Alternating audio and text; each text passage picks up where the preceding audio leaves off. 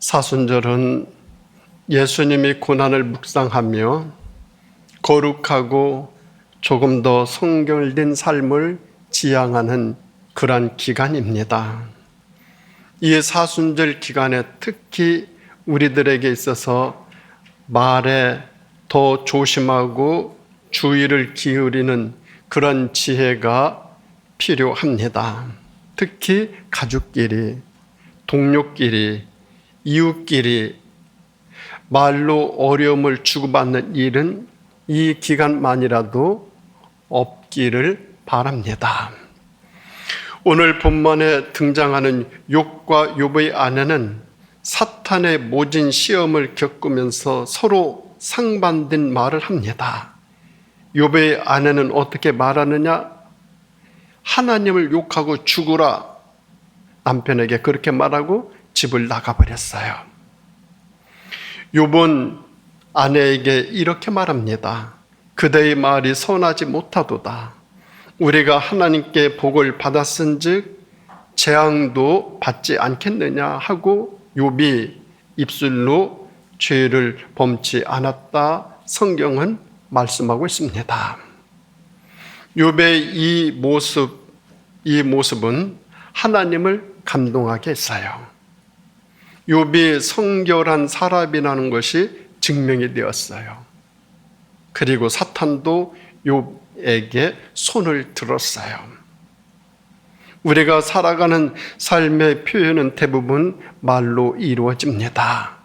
신앙도 말로 이루어집니다.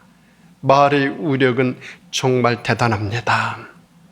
하나님은 말씀으로 이 세상을 창조하셨어요. 우리 인간의 말도 완벽하지 않지만 창조력이 있어요. 부정적인 말은 부정적인 내용들을 만들어냅니다. 긍정의 말은 긍정의 내용을 만들어내고요. 믿음의 말은 죽어가는 사람을 살리기도 합니다. 말은 부메랑처럼 내뱉은 그대로 자신에게로 그대로 돌아옵니다. 입에서 나간 말은 이웃에게 영향을 미치고 결국 자신에게로 돌아와서 그대로 돌아와서 자신에게도 똑같은 영향을 미칩니다. 그래서 말은 다스림을 받아야 돼요. 왜냐하면 말 속에는 강력한 힘이 들어있어요. 과연 어떤 힘이 들어있을까요? 첫째는 생명을 다스리는 힘이 있어요. 말 한마디가 사람을 죽이기도 하고 살리기도 해요. 칼은 한 번에 한 사람씩 죽일 수 있지만 말은 핵폭탄 같아서 순식간에 여러 사람을 죽일 수 있어요. 그래서 말을 할 때는 생각하고 더 생각해야 돼요. 말을 많이 하게 되면 실수하게 되고 많아지다 보면 나도 모르는 사이에 누군가에게 부담과 큰 아픔을 주게 됩니다. 그래서 말을 많이 하면 문제가 일어날 수 있고 말이 너무 적어도 문제가 일어나요. 정말 그래요. 한 부부가 싸움을 했어요. 남편이 이렇게 서로 말을 안 하고 지내기 때문에 남편이 잠들면서 내일 아침 6시에 깨워줘요 하고 메모지를 시계 앞에 놓았어요. 아침이 되어 놀라 잠을 깨 보니까 아내는 없고 시계를 보니 아침 9시였어요. 테이블을 보니까 메모지가 있었어요. 거기에 이렇게 쓰여 있었어요. 6시에요. 일어나세요. 말은 많아도 적어도 문제예요. 말은 생명을 다스리는 힘이 있어요. 그런가 하면 두 번째로 말은 환경을 다스리는 힘이 있어요. 성공한 사람들을 보면 누군가가 전해준 한마디 말을 품고 평생을 살아가면서 인생에 큰 영향을 미쳐서 인생의 방향을 바꾸기도 해요. 말은 우리의 삶과 환경을 생산적으로 바꿔줘요. 메가더 장군은 어릴 때 말할 수 없는 개구장이었다고 그래요. 아이들을 몰고 다니는 골목대장 역할을 그렇게 많이 했다고 그래요. 그러니 문제를 많이 일으키고 사고를 많이 쳤어요. 사람들은 이 아이의 장래를 걱정했어요. 그런데 할머니가 메가더에게 이렇게 말했다는 거예요. 너는 군인 기질을 타고났어. 칭찬해 주었다고 그래요. 그 말 한마디가 그의 눈을 확 뜨이게 만들었고 대단한 군인의 길을 가게 했습니다. 평소 말을 할 때 골라서 해야 되죠. 그 이유는 말은 내뱉은 그대로 내 삶에 영향을 미치기 때문에. 그래서 우리는 대화 중에 성경을 많이 인용하고 성경의 언어를 사용하면 더 은혜롭고 좋죠. 뿐만 아니라 상대방을 격려하기를 애써야 되고 말하기 전에 충분히 생각해야 되고 평상시 긍정적인 언어를 사용하는 노력을 해야만 되죠. 그리고 상황이 부정적으로 변해도 믿음의 고백은 잃지 말아야 돼요. 이것이 바로 신앙의 언어예요. 내가 안 돼요. 너무너무 갑갑하고 답답한 일들이 계속 쌓여요. 그 가운데서도 신앙적인 고백을 놓치지 말라라는 것이 신앙인의 언어 사용법이에요. 그런가 하면 세 번째로 말은 육체를 다스리는 힘이 있어요. 말 한마디가 육체의 기능을 변화시켜요. 의사의 말 한마디가 환자로 하여금 살게도 하고 불치가 되게도 하고 죽게도 할 수 있어요.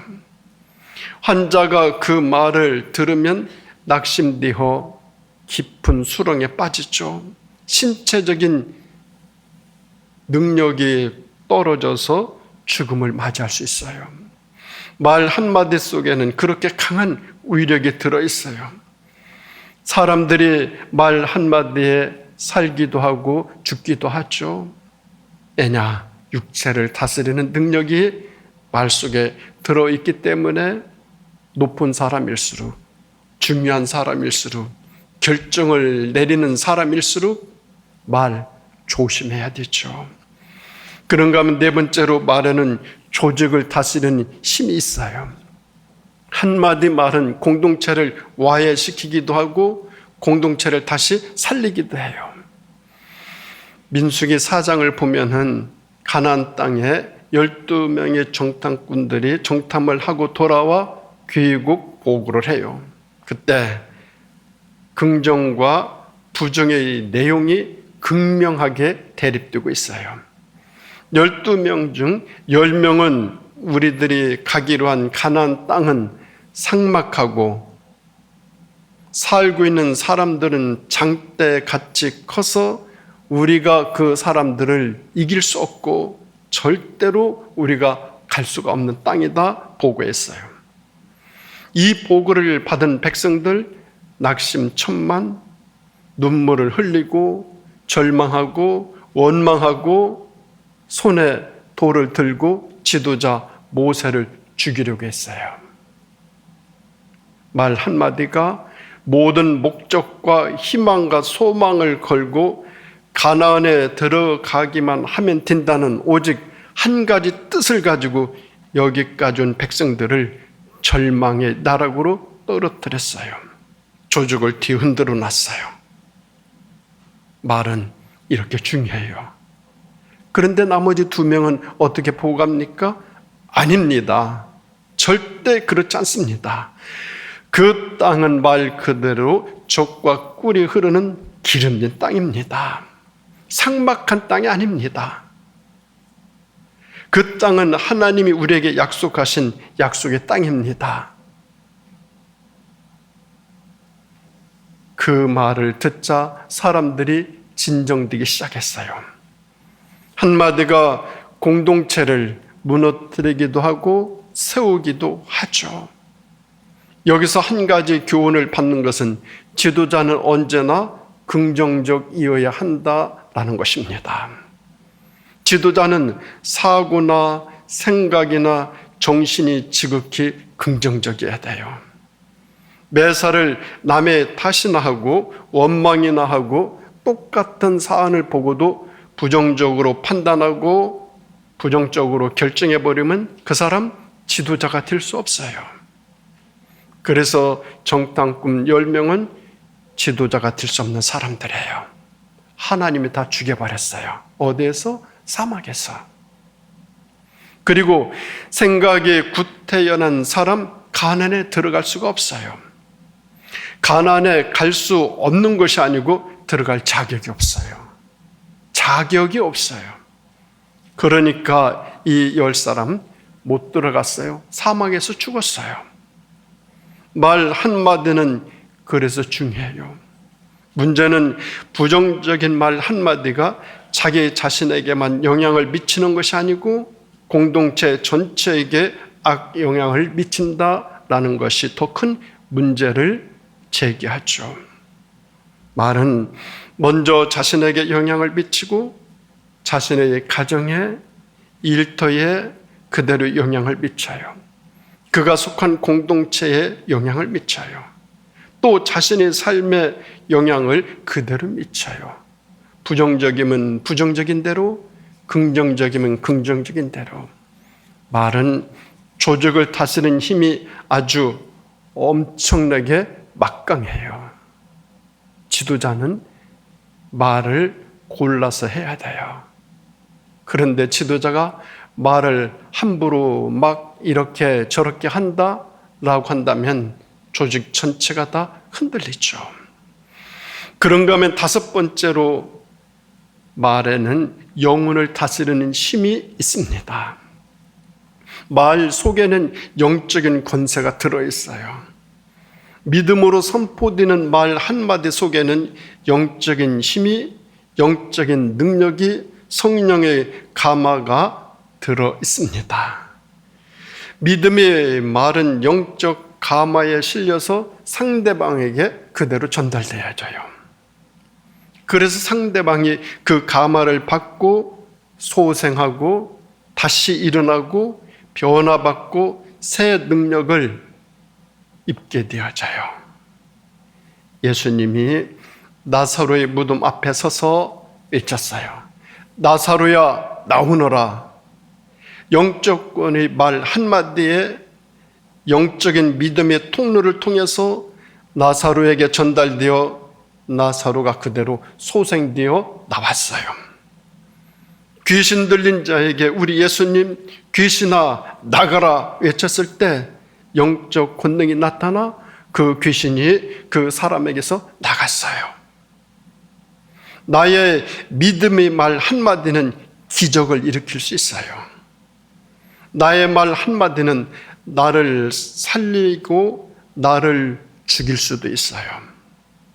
나의 말 한마디는 너를 살릴 수도 있고 너를 죽일 수도 있어요.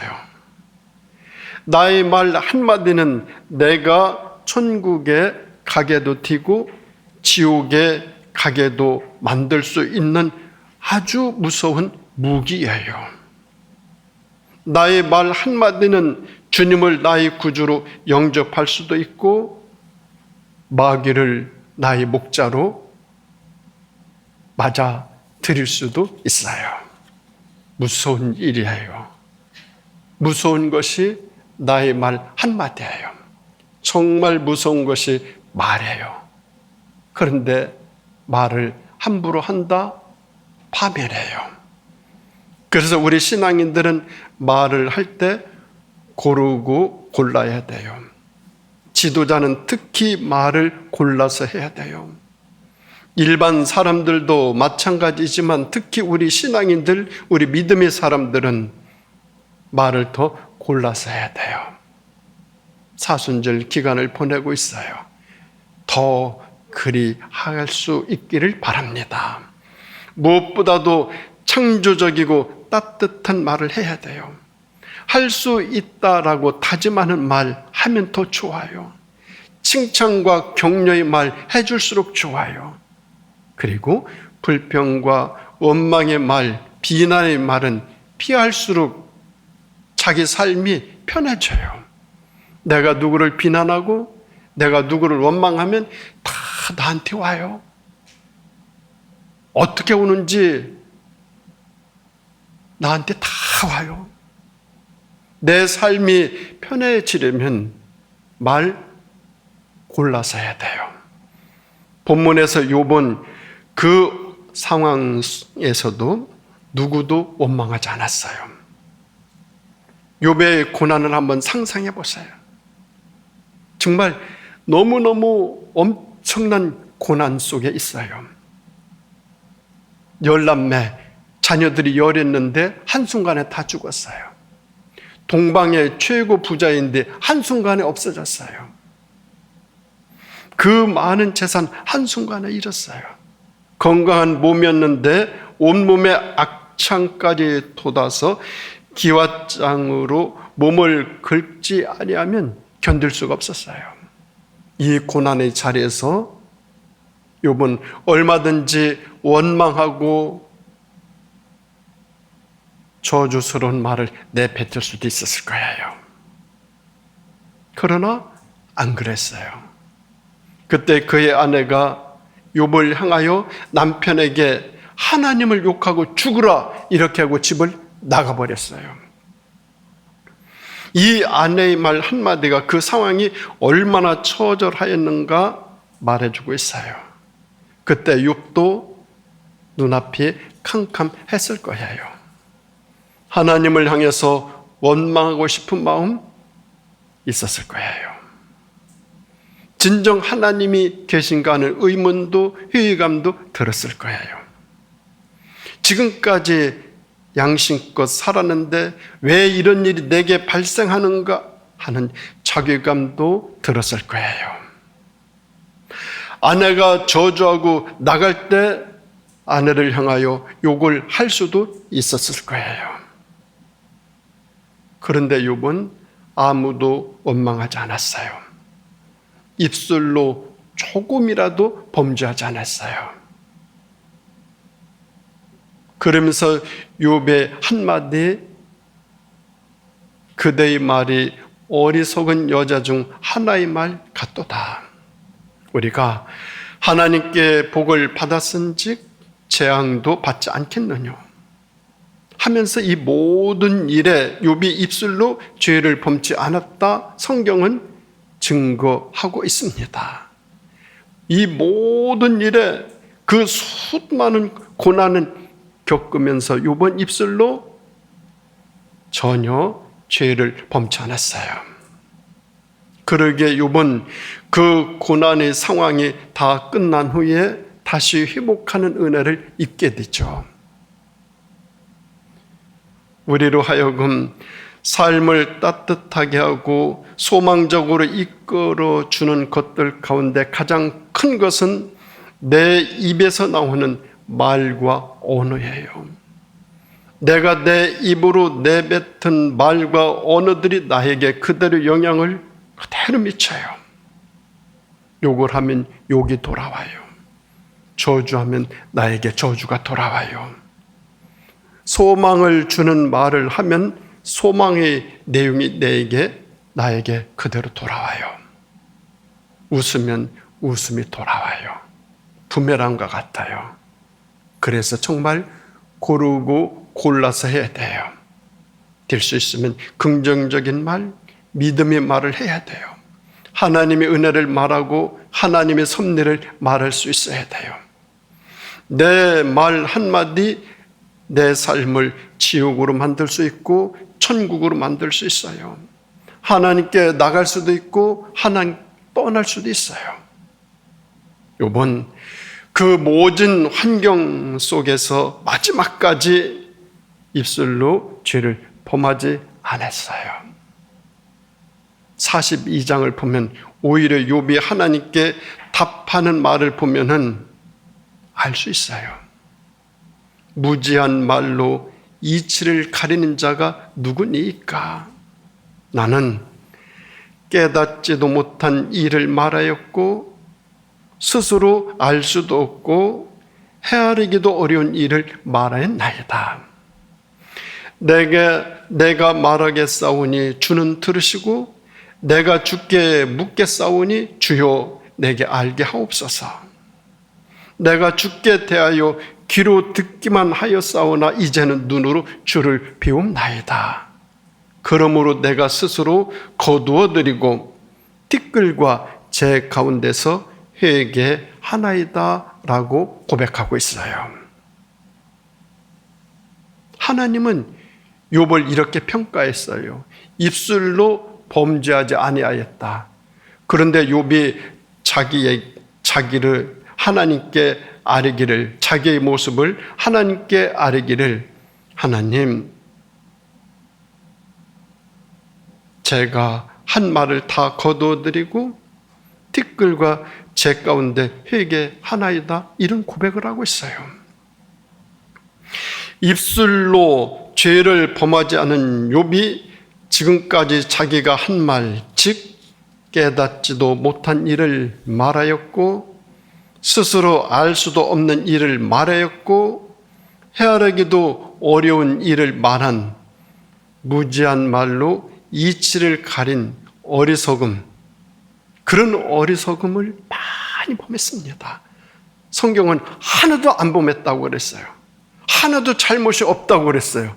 그런데 욥은 자기 자신이 볼 때, 자기가 자신을 볼 때, 하나님, 내가 지금까지 깨닫지도 못한 일을 말하였고 알 수도 없는 일을 말하였고 헤아리기도 어려운 일을 말하였습니다. 제가 지금까지 한 말이 무지한 말로 이치를 가린 어리석음을 범한 말들이었습니다. 용서해 주시옵소서. 제가 그 말들을 다 거두어드립니다. 그리고 티끌과 제 가운데서 제가 지금까지 한 어리석은 말, 무지한 말로 이치를 가린 그 어리석은 행동을 회개하나이다 고백하고 있어요. 실은 아무 잘못도 없는데, 말로 실수를 전혀 안 했는데, 그런데 그렇게 하나님께 회개하나이다 라고 하면서 고백하고 있어요. 자, 이 모습을 보시고 하나님 어떠하셨을까요? 엄청 기뻐하셨을 거예요. 너는 잘못한 것이 하나도 없는데, 너는 잘못 말한 것이 하나도 없는데 뭘 잘못했다고 하느냐? 그러셨을 거예요. 그 모습이 참 기특했을 거예요. 그래서 하나님 42장 7절 이하를 보면 하나님께서 욥의 세 친구에게 이렇게 말합니다. 너희가 나를 가르쳐 말한 것이 내 종 욥의 말같이 옳지 못함이니라. 그런즉 너희는 내 종 욥에게 가서 너희를 위하여 번제를 드리라. 욥에게 가서 사과하고 용서받는 그런 제사를 드리라. 욥에게 가서 하나님 말씀을 가지고 욥에게 가서 예배를 드리라는 거예요. 너희들이 지금까지 한 잘못된 말을 욥에게 가서 아뢰고 제사를 드리라는 거예요. 그러자 욥의 친구들이 하나님으로부터 그 꾸중을 듣고 그대로 행했어요. 그 모습을 보고 욥이 친구들을 위해서 기도해 줬어요. 욥의 친구들이 자기들이 지금까지 욥에게 한 말이 잘못되었다라는 것을 깨닫고 욥에게 사과하고 용서를 비는 그런 예배를 드렸어요. 욥이 그 친구들을 위해서 기도해 줬어요. 용서해 준 거죠. 그러자 하나님께서 어떻게 하셨는가? 욥의 공경을 돌이키셨어요. 욥의 공경은 그 고난의 자리, 고통 속에서, 그 시련 속에서, 그 모진 아픔에 있는 욥의 모든 것들을 다 뒤바꿔 놨어요. 돌이켜 주셨어요. 그리고 어떻게 합니까? 복을 주셔요. 욥의 공경을 돌이켜 하나님께서 복을 주시는데 어떤 복인가 하면은 그동안 입술로 깨닫지도 못한 일을 말하고 스스로 알 수도 없는 일을 말하고 헤아리기도 어려운 일을 말한 것들인 무지한 말로 이치를 가린 어리석음을 거두어 드리고 티끌과 재 가운데서 회개한다는 욥의 깨우침과 성찰에 대한 복, 그 복을 하나님이 욥에게 갑절의 복을 베풀어 주셔요. 자기가 말한 것을, 자기가 잘못한 것을 깨닫고, 그리고 자기의 성취를 통해서 친구들을 용서하고, 그러자 하나님이 갑절의 복을 베풀어 주셔요.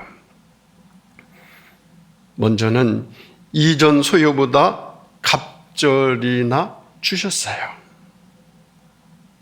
형제 자매들이 모여서 음식을 먹으며 서로 위로하면서 선물을 나눴어요. 가족의 우애를 다졌어요.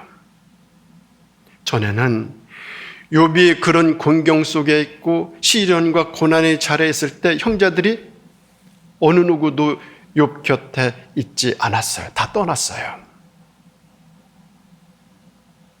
그런데 욥이 그 공경의 자리에서, 고난의 자리에서 떠나고 복을 받게 되어지니 형제들이 모였어요. 형제 우애를 다지게 했어요. 욥이 고난의 자리에 있었을 때는 떠났던 형제들이었는데 이제는 다 모여서 선물도 나누고 음식도 나누고 있어요. 그리고 또 어떤 복을 받았어요? 욥의 말년이 처음보다 더 복을 받았어요. 처음보다 말년이 더 좋은 복으로 채워져요. 그리고 자녀들이 복을 받아요. 모든 땅에서 욥의 딸들처럼 아리따운 여자가 없었고 딸들에게도 기업을 주었어요. 외경에는 이 딸들이 다 왕비가 돼요. 모든 땅에서 욥의 딸들처럼 아리따운 여자가 없었다? 최고의 극찬 아니겠습니까? 아들들에게만 기업을 물려줬는데 욥은 딸들에게도 기업을 물려줬어요. 마지막으로 욥은 어떤 복을 받느냐? 장수의 복을 받아요. 140년을 살았어요. 모세가 120년 살았어요. 20년이나 더 살았어요. 모세보다. 그리고 몇 대를 보았나? 4대를 보았어요. 자식, 손자, 증손, 고손까지 봤어요. 증손까지 보시는 분들은 대부분 있지만 고손까지 보시는 분들은 극히 드물죠. 그런데 욥은 고손까지 봤어요. 그리고 어떻게 됐어요? 병들어 죽었습니까? 아니에요. 늙어서 자연사로 나이가 차서, 나이가 부족해서 죽었습니까? 아니에요. 나이가 차서 죽었어요. 성경은 이렇게 기록하고 있어요. 중요한 것, 여기서 눈여겨볼 것은 입술로 죄를 지은 욥의 안에 이 축복의 자리에서 보입니까? 안 보여요. 있습니까? 없어요. 복받는 이야기, 복받는 자리에서 입술로 죄를 범한 사람들은 없어요. 아무도 안 보여요. 말로 죄를 범한 사람, 말로 실수를 범한 사람은 잘 되는 자리에 절대 이르지 못한다는 것을 보여주고 있어요. 모든 것이 다 잘 되지만 말로 실수하고 말로 잘못한 사람은 잘 되는 자리에서는 쑥 빠지게 돼 있어요. 성경의 원리고 하나님의 섭리예요. 욥기에서 보여주는 극명한 사실이에요. 사랑하는 우리 성도 여러분, 사순절을 보내며 말의 경건함으로 나 자신을 지키고 내 가정을 지키고 살아가는 우리 공동체를 지키고 이 나라를 지키면서 하늘의 복을 더 많이 받아 누리시는 우리 모두가 되시기를 예수님의 이름으로 축원드립니다. 기도하시겠습니다. 하나님 아버지, 감사드립니다. 살아가는 저희들의 삶에서 말로 인해 하나님 앞에 어떠한 모습으로 살아가는지 나 자신을 되돌아보게 하여 주시옵소서. 사순절을 보내면서 말에 경건함이 있는 저희들 삶 되게 해주시고, 실수하고 잘못한 말이 있다면 회개하며 다시 회복하는 그런 삶으로 저희들의 삶을 되돌아보게 하여 주시옵소서. 말로 실수하지 않으려고 화를 불러드리는 삶이 아니라 말로 하나님께 영광 돌리고 말로 이웃들에게 덕을 베풀고 나 자신도 잘 되는 그러한 복된 삶 꼭 살아갈 수 있도록 은혜 베풀어 주시기를 예수님의 이름으로 간절히 기도드립니다. 아멘.